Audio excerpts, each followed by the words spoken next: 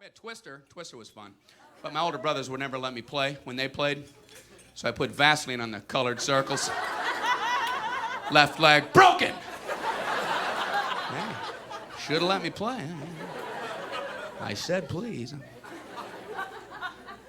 I'm from a big family, 8 kids. Yeah. We had to call our stuff in the house every day. You know, you have to call your possessions, claim your territory. Like if you got it from your chair to make a sandwich, you had to claim it. You know, I call that chair. That's what we would do. I call that chair. It's my chair. I call that chair. Hey, when I get back, that's mine because I called it. I call that chair. I didn't realize this only worked at home. I thought this was a universal system, you know. My first day in school was very strange. I call this desk. I call this desk. My teacher's like, yes, we all do, Brian. I'm like, I'm just grabbing onto it. I don't know why we did it at home anyway, because my older brothers always took whatever they wanted.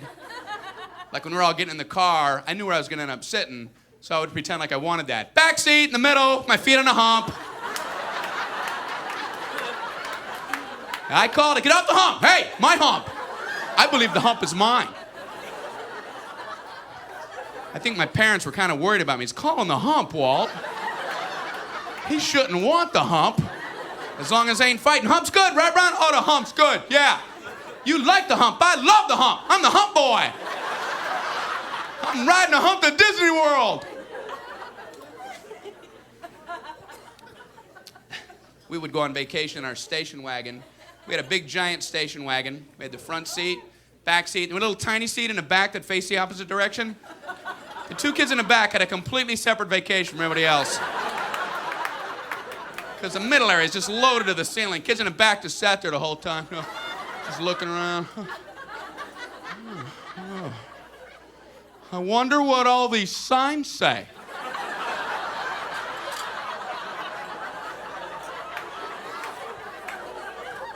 And you'd spend most of the trip trying not to make eye contact with the cars that came up close behind you. You know, you're looking at them, oh, look down at your shirt. Oh, there he is, okay. Scratch your shoulder.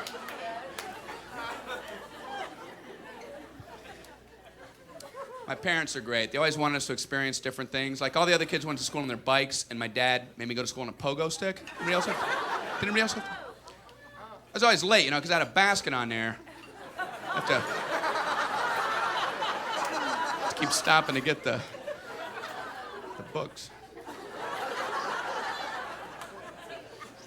We spent a lot of time out in the yard, too. My parents would just send us out into the yard every once in a while for no reason. Okay, kids, out in the yard. Okay. Run out there. Stay out in the yard. Okay.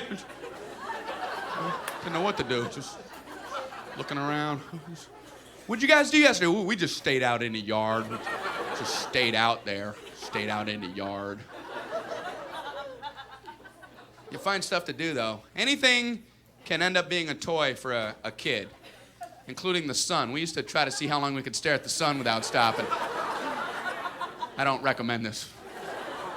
But I remember we did it. I remember my brothers going, okay, Brian, record's 5. Record's 5. Ready? Ready? Go. 1, 2, 3, 4, 5, 6. Yeah! Yeah, I got 6. I got 6. I got 6 at the sun stare. My parents are like, hey, Brian, don't do that. Yeah, it's just about to stop. Just about to find another activity. That's not a good activity. That's what we were supposed to come up with. That's the language my mom used with us, you know. We're 4 years old. Come up with a good activity. You know, we're like sitting in mud. Is this a good activity? Activity?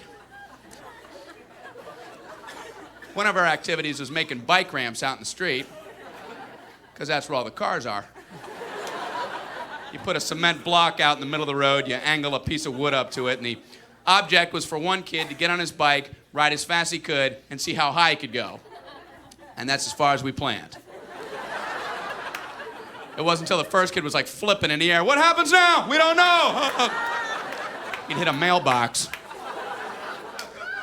We had a bunch of 9-year-old paramedics running up. We didn't know what to do. We get up there. Get some leaves. You do what you can. Hey, that was the easy part. The hard part was being the kid that got sent in first to calm mom down before you dragged in the actual banged up brother. You'd have to be the point man, you know? Go tell mom. Oh, no. It's your turn. Oh. So you'd have to run in. Hey, mom. Oh, okay. Everything's fine. You know, she bought that, yeah. Everything's fine. I just want to run in at full speed and, say hi and okay, so, oh, you know Kevin. Oh, okay, of course, okay. Well, you know how like his right arm, usually it bends, usually it would bend like that. Okay, it's not bending like that right now. And it's no big deal because we already looked at it, but we were thinking, since you said that you had to go get milk later anyway, so we were thinking since you have to go anyway, then we were all thinking if when you go, if you just might want to take him to the hospital.